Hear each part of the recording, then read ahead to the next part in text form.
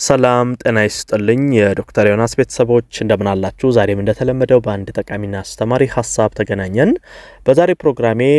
አንድ እህቴ ከጠየቀችኝ ጥያቄ በመነሳት ይሄንን መረጃ ሌሎቻችሁም ይሄ ግንዛቤ ቢኖራችሁ ይጠቅማችኋል ብዬ ስላሰብኩ ይሄን ቪዲዮ አዘጋጅቻለሁ ምን ነበር የእህቴ ጥያቄ በቅርቡ ነው የወለድኩት ነገር ግን ልጄ እንደሌላ ልጆች አይደለም አንደኛ ነገር አፍ ቶሎ አልፈታም እንደዚሁም ደግሞ ከሌላ ልጆች ጋር ተቀራርቦ መጫወት አይፈልግም እንደዚህ ባህሪው ላይ የተለዩ ነገሮች አያለሁኝ ይሄ ነገር በጣም ግራ አጋብቶኛል ምን ሊሆን ይችላል የሚል ጥያቄ ነበር የጠየቀችኝ ይሄ በተለይ ከዚህ ጉዳይ ጋር ያይዤ ስለ ኦቲዝም ነው እምነግራችሁ እንግዲህ በተለይ በኦቲዝም ህፃናት በሚጠቁበት ጊዜ ምን አይነት ባህሪ ያሳያሉ ወላጆችስ በተለይ ልጆቻቸውን በደንብ ማስተዋልና በተለይ አሁን እምነግራችሁ ምልክቶች ልጆቻችሁ ላይ የምታዩ ከሆነ እነዛ ልጆች የኦቲዝም ተጠቂዎች እንደሆኑ አውቃችሁ በጊዜ ነገሮችን መረዳትና ማስተካከል እንድትችሉ ነው ይሄን መረጃ ዛሬ እምነግራችሁ በኦቲዝም የተጠቁ ህፃናት የሚያሳዩት ባህሪ ምንድነው የሚለውን እናያለን በርካታ ወላጆች ይሄንን ነገር ባለማወቅ ልጃቸው አፍ አልፈታ ሲላቸው ወይንም ደግሞ እንደሌላ ልጆች አልሆን ሲላቸው የባህሪ ለውጥ ሲያሳይ ቆይስቲ ከዛሬ ነገር ሊሻሻል ይችላል ባህሪው ነው ተፈጥሮ ነው እያሉ ችላ ይላሉ በኋላ ልጆቹም ሳይታወቅላቸው የከፋ ጉዳት ላያቸው ላይ ሲያመጡ ይስተዋላል ስለዚህ በተለይ ከዚህ ከኦቲዝም ጋር ተያይዞ ህፃናት ልጆችን በደንብ ማስተዋልና መረዳት ያስፈልጋል ኦቲዝም የተጠቁ ህፃናት የሚያሳዩት ባህሪ ምንድነው ምን ማድረግ አለብን የሚለውን ነግራችኋለሁ አብራችሁን ቆዩ ለቻናሌ አዲስ ከሆናችሁ ሰብስክራይብ አድርጋችሁ ቤተሰብ ሁኑ ይሄን መረጃም ላይክ ሼር አድርጋችሁ ሌሎችም ጋር ደርሶ ይሄ ግንዛቤ እንዲኖራቸው እንድታደርጉ በክብር እየጠየቁ በቀጥታ እስቲ ወደ ሐሳባችን እንግባ በመጀመሪያ ደረጃ አንድ ልጅ በኦቲዝም ከተጠቃ መጀመሪያ የሚያሳየው ምልክት ምንድነው ከሌላ ህፃናት ጋር ይሄ መቀላቀል አለመፈለግ ወይንም ደግሞ ብቸኝነትን ማዘውተር ይሄ ልጆቻችሁን በተለይ ልጅ ወለዳችሁ እናቶች አባቶች ልጆቻችሁን ማስተዋል አለባችሁ ልጆቻችሁን አስተውላችሁ ስትመለከቱ ከሌላ ህፃናት ጋር ተቀላቅለው የመጫወት ፍላጎት አላቸው ወይ ልክ እንደሌላ ልጆች ይሆናሉ ወይንስ ደግሞ ከልጆች ጋር ተቀላቅሎ መጫወት አለመፈለግ ብቸኝነትን ማዘውተር እንደዚህ አይነት ባህሪ አላቸው የሚለው ነገር በደንብ ማየት አለባችሁ እንግዲህ አንድ ህፃን በኦቲዝም እየተጠቃ ከሆነ የሚያሳየው አንደኛው ምልክት ይሄ ነው ከሌላ ልጆች ጋር ልክ እንደ ልጅ መጫወት ያለመፈለግ ከልጆች መራቅ ብቸኛ መሆንን መፈለግ እንደዚህ አይነት ባህሪ ያሳያሉ ስለዚህ በመጀመሪያ ይሄን ማስተዋል ያስፈልጋል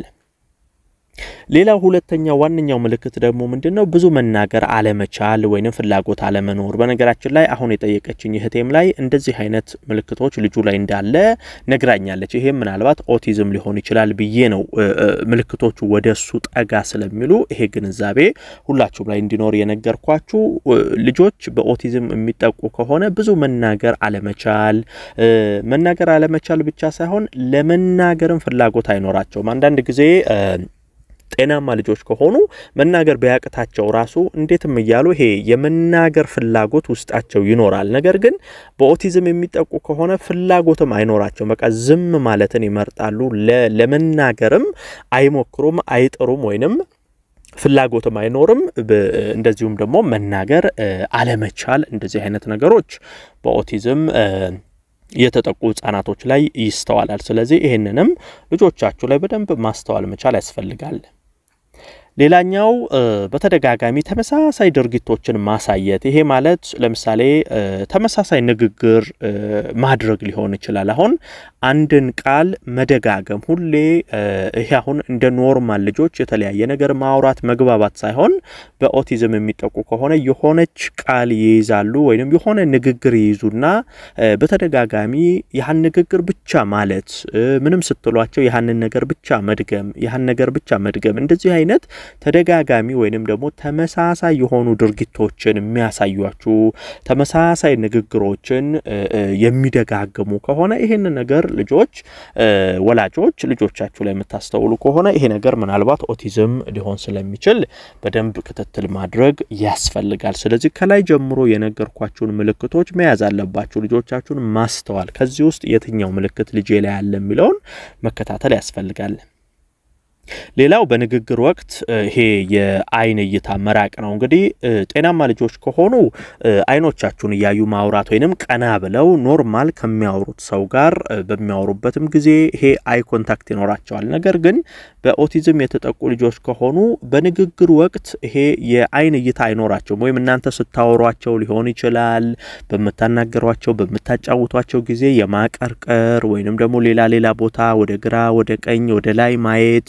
ሌላ ጋር ማየት ነው እንጂ ልክ ከናንተ ጋር እንደሚያወሩ ከናንተ ጋር እንደሚጫወቱ ፊት ለፊት ከናንተ ጋር አይ ኮንታክት ያደረጉ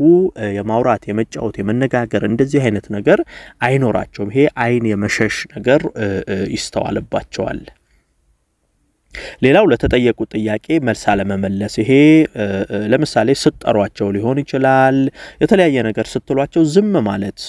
አሁን አንድ ቦታ ቁጭ ብለው እየተጫወቱ እናንተ ስማቸውን ደጋግማችሁ እየጠራቿቸው እነሱ ግን ዝም ማለት በቃ አቤት አለማለት ይሄ ሰምቶ እንዳልሰማ አይነት ባህሪን ያሳያሉ በኦቲዝም የተጠቁ ከሆነ የትኛውንም ነገር ለተጠየቁ ጥያቄ መልስ ያለ መስጠት ነገር ይኖራል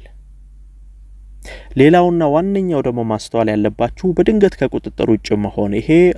ኦቲዝም ያለባቸው ህፃናት ላይ በጣም ሚስተዋሉ ነገሮች ናቸው አንዳንድ ጊዜ አሁን ዝም ይላሉ አይጫወቱም ብቸኛ ይሆናሉ ከዛ ግን ሳታስቡት የሆነ ነገር ላይ በጣም ከቁጥጥር ውጭ መሆን በጣም መበሳጨት በጣም ማልቀስ እናንተ ልትቆጣጣሯቸው በማችሉት ደረጃ የሚያስደነግጥ ለውጥ ላያቸው ላይ ልታዩት ይችላልላችሁ ይሄ ድንገተኛ የሆነ ከቁጥጥር ውጭ መሆን እንደዚህ አይነት ባህሪም በኦቲዝም የሚጠቁ ልጆች ላይ ይስተዋላል ሌላውና ዋንኛው ደግሞ እንደ ሌላ ህፃናት ይሄ ለምሳሌ እቃቃ መጫወት ጌም መጫወት እንደዚህ አይነት ነገሮችን አለመፈለግ አሁን ኖርማል ልጆች የሚያጓጓቸው ነገሮች እነሱን ግን አያጓጓም አሁን ኖርማል ህፃናት ጌም መጫወት እንደዚህ እቃቃ ባሮሾች አሁን የልጅ ጨዋታ ምንላቸውን ኳስ እንዲህ አይነት ነገር ኖርማል ህፃናት የሚያደርጉት ነገር ለነሱ ግን ምንም ስሜት አለመስጠት ወይንም አለመፈለግ ጌም ተጫወቱ ስትሏቸው አይፈልጉም የትኛውንም የህፃናት ጨዋታዎች ሌላ ህፃናት እንደሚጫወቱ እነሱ ግን ያን ነገር የማድረግ ምንም አይነት ስሜት አለመኖር ምንም አይነት ፍላጎት ተነሳሽነት አለመኖር እንደዚህ አይነት ነገር በኦቲዝም የተጠቁ ህፃናት ላይ ይስተዋላል እንግዲህ በአጠቃላይ በተለይ እነዚህ አሁን የዘረዘርኳቸው ነገሮች ህፃናት ላይ የምታዩ ልጆቻችሁ ላይ የምታዩ ከሆነ ምናልባት እነዛ ልጆች በኦቲዝም የተጠቁ ሊሆኑ ስለሚችሉ ወላጆች በጊዜ ማወቅና የህክምና ሁኔታ ውስጥ መግባት ህክምና ባለሙያ ጋር ቀርቦ አስፈላጊውን ነገር ማድረግ ያስፈልጋል ማለት ነው ዶክተር ዮናስ ነበርኩ ይሄን ሐሳብ ላይክ ሼር አድርጋችሁ ለሌሎችም አጋሩ ለቤት አዲስ ሆናችሁም ቻናሌን ሰብስክራይብ አድርጋችሁ ቤተሰብ ሁኑ የዛሬን በዚሁ አበቃው በቀጣይ ቀን በአዲስ ሐሳብ ዳግም የምንገናኝ ይሆናል እስከዛው በእያላችሁበት መልካም ጊዜ